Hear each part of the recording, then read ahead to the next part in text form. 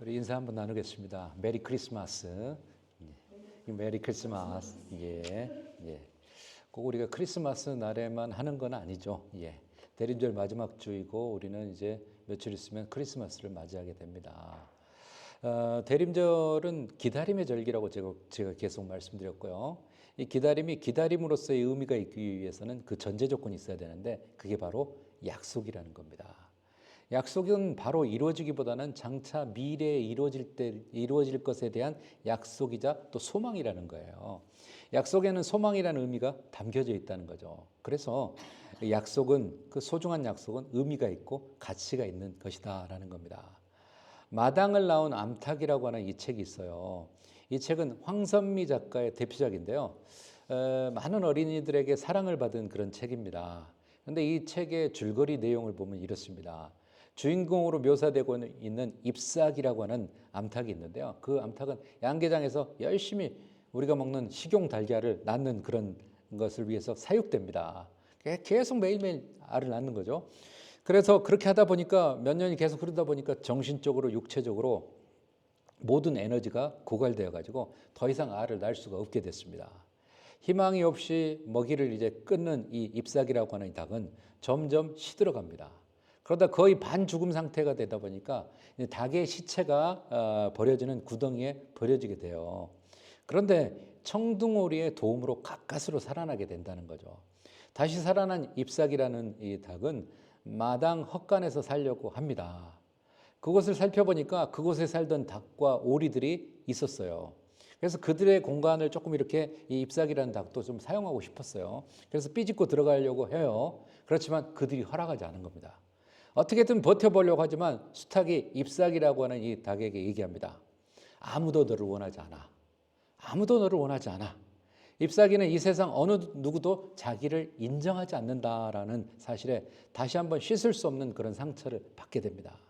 그런데 이 잎사귀라고 하는 이 닭에게 그 안에 자그마한 소망이 있어요. 이 소망이 잎사귀로 하여금 버틸 수 있는 그런 힘이 되게 해준다는 거죠. 그 소망은 바로 알을 품어서 병아리를 탄생시키겠다라는 거예요. 이 간절한 소망이 상처와 그 상처가 주는 트라우마를 이겨내게 하는 그런 힘이 됐다는 거죠. 그래서 잎사귀는 자신을 구해준 청둥오리의 알을 대신 이제 품어가지고 부화시키려고 해요. 그래서 청둥오리의 알을 대신 품어서 결국에는 청둥오리 새끼가 탄생하게 되는 거죠. 그래서 알에서 깨어난 새끼를 바라보면서 잎사귀는 새로운 소망을 갖습니다. 그게 뭐냐면 이 쪽제비로부터 아기 청둥오리를 지켜야 되겠다는 그런 소망이에요. 이렇게 이제 소망을 잃어버린 암탉 잎사귀는 소망을 가지게 되니까 아픔과 상처를 극복하게 되더라는 겁니다. 그렇다면 아픔과 상처로 얼룩진 우리의 삶을 우리가 이제 되돌아봤을 때 그럼 우리가 살아가야 되는 우리가 품고 살아가야 될 소망이라는 건 무엇일까? 우리가 품고 살아야 될 소망은 뭐냐라는 거. 그건 바로 주님께서 다시 오시겠다는 약속이라는 거죠.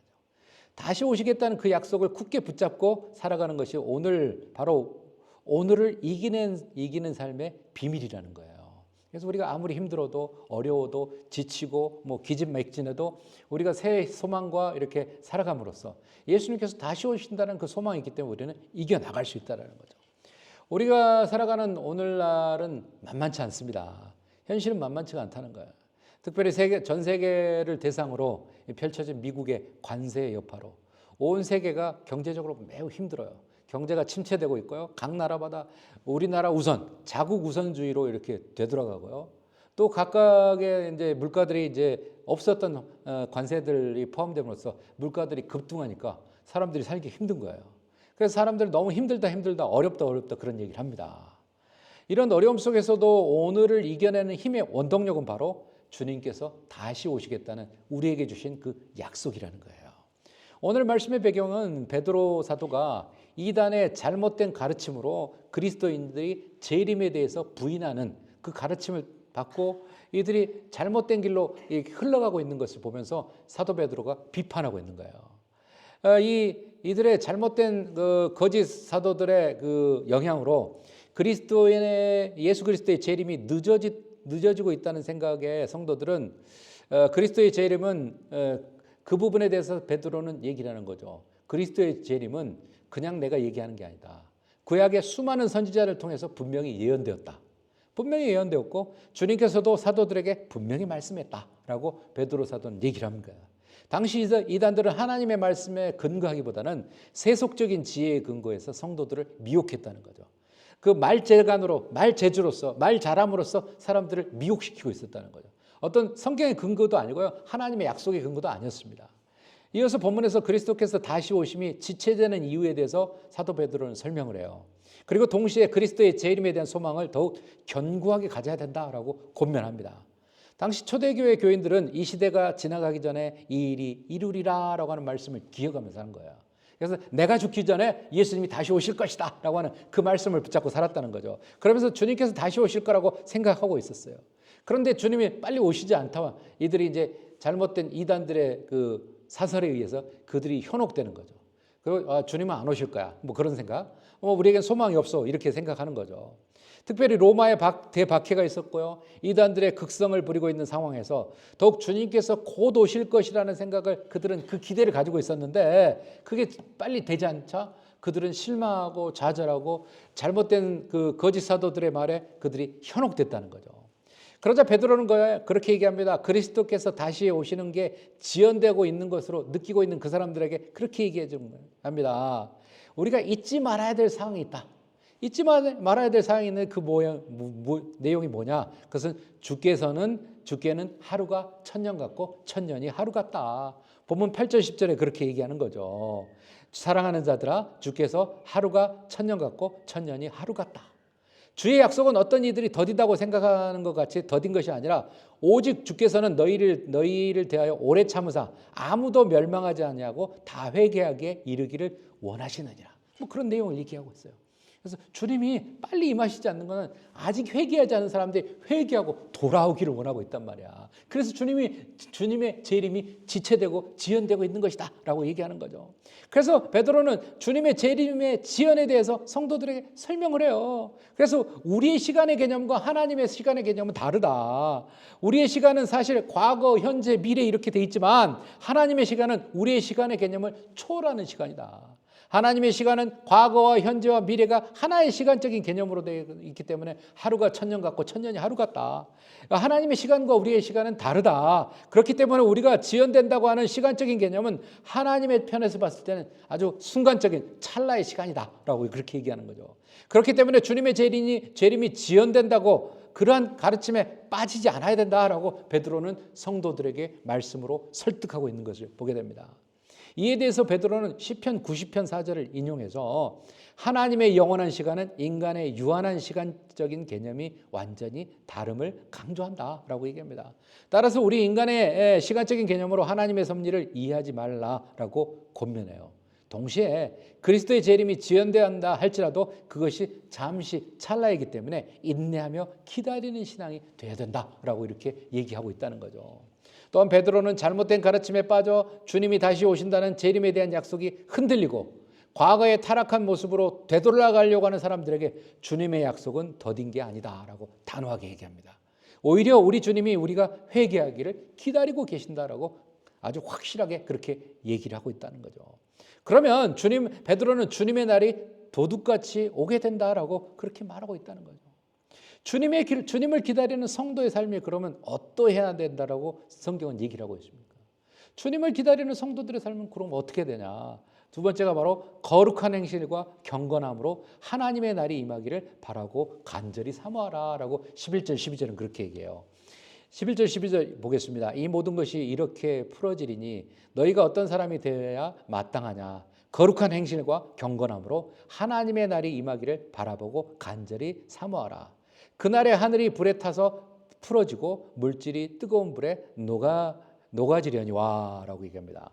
여기서 거룩하다라고 하는 말은 구별된다는 말입니다. 거룩한 건 구별된다는 거죠. 그래서 주님의 재림을 기다리는 성도의 삶은 먼저 거룩한 행실이 있어야 된다. 바로 이 구별된다라는 말은 세상적인 가치관을 따르지 않는 거라는 거예요. 세상의 기준은 뭐 이렇게 할지라도 우리 그리스도인의 기준은 달라야 된다는 거죠. 신앙인은 더욱더 주님께서 가르쳐주신 성경적인 가치관에 서 있어야 된다는 거죠. 그리고 말씀에 순종하는 삶이 되어야 된다는 거죠. 이것은 일종의 다름의 방식으로 살아가는 걸 의미하는 거예요. 성경적이고 복음의 능력 안에서 주님의 가르침을 따르는 주님의 제자의 모습이라는 거죠. 또 거룩하게 된다는 것은 하나님을 닮은 자가 된다는 겁니다. 하나님을 닮은 자가 된다.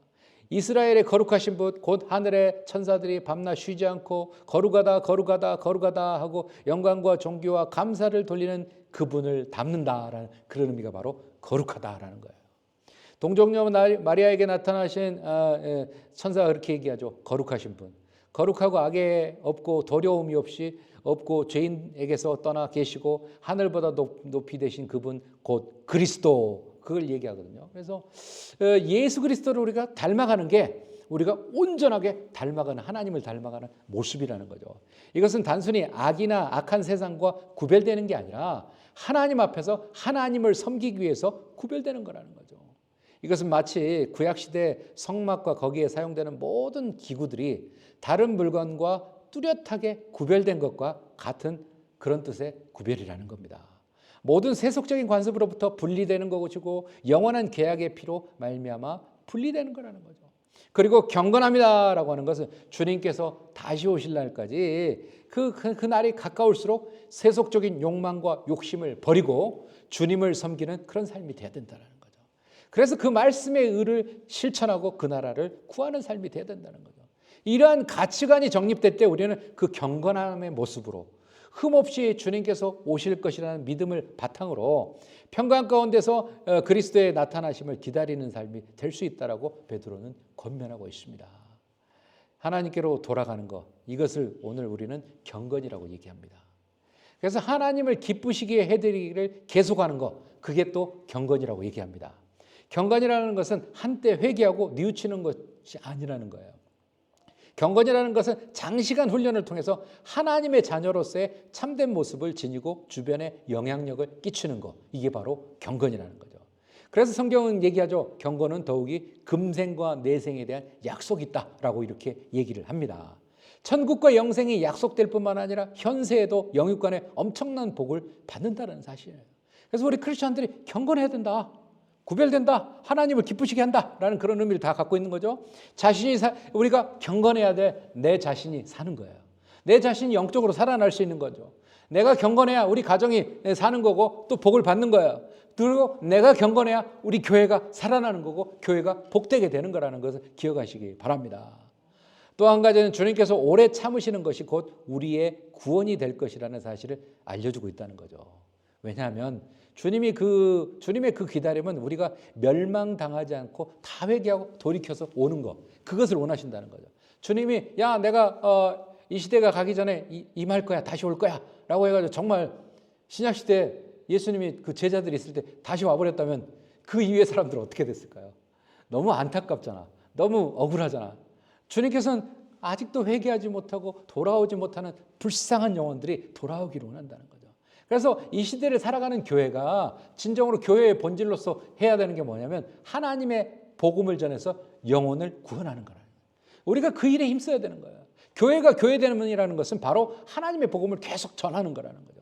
그것을 우리가 해야 되는 거예요. 왜? 주님이 재림을 조금 늦추시고 기다리시는 걸까? 아직도 회개하고 돌아올 사람이 많다라는 거예요. 그것을 우리가 이루어가도록 해야 된다는 거죠. 그래서 베드로는 주님의 오심을 경건하게 기다리는 신앙을 가져라라고 이렇게 권면하고 있습니다. 우리가 신앙생활함에 있어서 주님의 재림을 믿지 않는 것도 문제지만 반면에 주님이 금방 임하시면 어쩔까? 바로 즉각적으로 임박한 종말론에 빠지는 것도 문제인 거예요. 그래서 예전에 1992년도에 한국에서 시한부 종말론이라는 게 있어요. 다미선 교회가 만들어져 가지고 주님이 맨날 며칠 몇 시에 임하신다. 그 사람들이 뭐 이게 나온 걸 뭐 이제 방송 카메라로 막 이제 예수님이 재림하신다고 하니까 전국으로 이렇게 방송을 했어요. 방송을 했는데 거기 보니까 거기 다미선 교회 모여 있는 사람들이 다 흰 옷 입고 있더라는 거지. 왜? 흰 옷 입고 주님 맞이해야지. 근데 거기에 상당히 많은 사람들이 대학 입시를 앞에 두고 있는 입시생들이 거기 있었다는 거예요. 왜? 주님 오시면 내가 수능시험 안 봐도 되니까. 내가 대학 안 가도 되니까. 또 이렇게 삶의 문제 해결해야 될 문제들이 정말 많은 사람들이 거기 있었다는 거예요. 왜? 주님 오시면 그 문제들이 다 한꺼번에 해결 안 돼도 그냥 천국 가면 되니까. 그런 생각을 했다는 거죠. 주님의 오심은 그때가 언제인지를 모르기 때문에 우리는 항상 준비하고 대기하고 살아가야 되는 거예요. 그래서 성경은 주님의 임하심은 도둑과 같이 갑자기 임한다. 야, 도둑이 얘기하잖아. 야, 내가 오늘 너희 집 갈 거야, 털 거야. 그렇게 오는 도둑이 어디 있겠어요? 아무 말 없이 그냥 슬쩍 와서 가져가는 거지. 그래서 성경은 그렇게 얘기한다는 거죠. 그렇기 때문에 종말 신앙을 산다는 건 언제인지는 모르지만 반드시 주님이 임하실 거라는 사실을 믿는 거예요. 그리고 동시에 오늘 우리에게 주어진 삶에 하나님의 말씀에 순종하면서 하루하루 삶에 거룩한 삶을 살면서 우리가 주님을 맞이할 준비를 하면서 대비하면서 살아가는 거예요. 이게 건강한 종말 신앙을 말하고 있는 거라는 거죠. 그런 복음서에서 주님을 기다리는 삶을 어떻게 해야 되는가라고 말을 해요. 어떻게 해야 되는가? 주님을 기다리면서. 세 번째로 말한 게 주의 길을 예비하는 삶을 얘기하고요. 그리고 죄사함을 받는 회개의 세례를 전파해야 된다라고 이렇게 얘기를 하고 있거든요. 그래서 마가복음 1장 1절에서 8절까지 그렇게 얘기합니다. 마가복음의 시작은 보면 하나님의 아들 예수 그리스도라고, 복음의 시작이 바로 하나님의 아들 예수 그리스도라고 마가복음은 그렇게 얘기를 해요. 마가는 선지자 이사야의 글을 인용해서 세례 요한의 사역이 바로 주님의 길을 예비하는 사역이었고 주의 길을 준비하는 사역이었다고 얘기를 하거든요. 그래서 복음의 시작은 이렇게 주의 길을 예비하는 삶으로부터 시작되는 거다. 세례 요한의 존재의 목적은 바로 예수 그리스도의 오심을 준비하는 삶이었습니다. 이러한 사명을 가지고 세례 요한은 철저하게 죄사함에 대한 회개의 세례를 전파했던 그런 사람이었다는 거죠. 여기서 우리가 집중해서 봐야 될 하나의 초점이 있는데 그게 뭐냐면 세례 요한이 이 복음의 소식을 전한 장소였어요. 세례 요한이 이 복음의 소식을 어디서 전했냐? 바로 유대 광야였다는 거죠. 유대 광야는 석회질의 토양이 많은 곳이었고 암벽이 많은 곳이었습니다. 길게 뻗어있는 유대 광야는 황량하기 그지없었던 것이고 드문드문 잡목만이 눈에 띄는 그런 곳이었습니다. 그리고 독사들이 우글거리는 그런 곳이었습니다. 세례 요한은 이런 곳에서 성장했고요. 이런 곳에서 자란 세례 요한은 선지자적인 영감을 받은 그런 사람이었고 사명감이 아주 불타오르는 그런 사람이었습니다.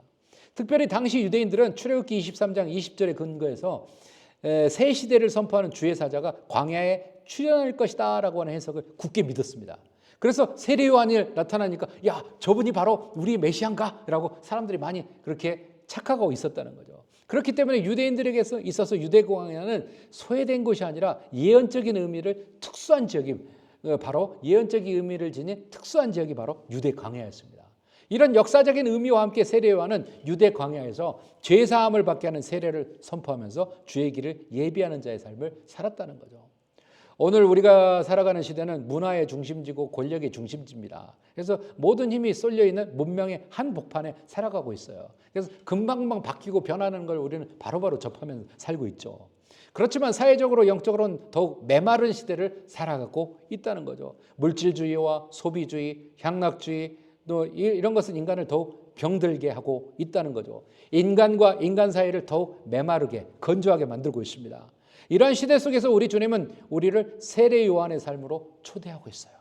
특별히 2025년 대림절을 마지막 주일을 보내면서 주의 길을 예비하는 자의 삶으로 우리를 초대하고 계신다는 거예요. 오늘의 본문의 말씀을 통해서 우리가 깨달을 수 있는 것은 바로 오늘을 이기게 하는 삶의 원동력은 무엇이냐? 다시 오신다고 약속하시는 주님을 기다리는 신앙이라는 거예요. 또한 삶에 지치고 힘겨워하는 사람들에게 인류의 구원자 예수 그리스도에 관한 소망의 메시지를 전하는 그런 저와 여러분이 되기를 원합니다. 사랑하는 성도 여러분, 오늘의 말씀의 서두에 제가 언급했던 책 마당을 나온 암탉의 이야기를 다시 돌아가 보면요, 마당에 나온 암탉이 맞이한 삶은 평탄한 삶이 아니었습니다. 아주 힘들었죠. 왕따와 혐오와 배제의 그런 삶이었거든요. 더 깊은 상처의 연속이었어요. 그럼에도 불구하고 이 잎사귀라고 하는 이 주인공이 닭은 이기는 삶을 살았던 이유는 뭐냐? 그건 바로 알을 품겠다는 소망이 있었다는 거예요. 그래서 어쩌면 닭장은 우리가 가지고 있는 기존의 가치관이라고 말할 수도 있고요. 기존의 가치관은 권력과 폭력이 난무하는 사회적인 시스템이라고 말할 수 있습니다.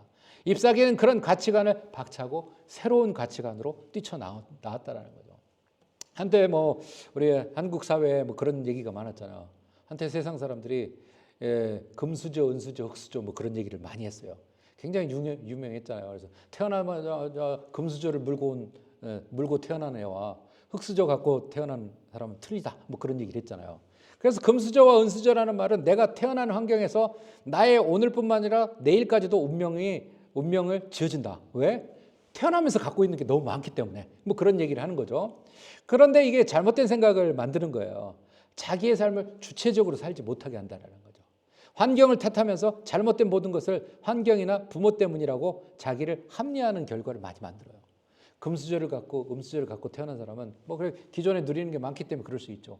흙수저를 가지고 있는 사람은 어때요? 나는 받은 것도 없고 받을 것도 없고 뭐 그런다. 그렇기 때문에 나는 뭐 자포자기하는 그런 삶을 살 수도 있는 거죠. 환경을 우리가 탓하게 되고 환경의 잘못됨에 대해서 우리는 이유를 달게 됩니다. 결국 우리가 용기 내야 될 때 용기를 내지 못하게 하고 도전해야 될 때 도전도 하지 못하게 하는 스스로 포기해버리는 그런 시대가 됐다는 거예요. 얼마 전에 한국에 뭐 이렇게 관한 소식을 이렇게 이제 뭐 통계에 나오는 것을 한번 쭉 들어봤는데요.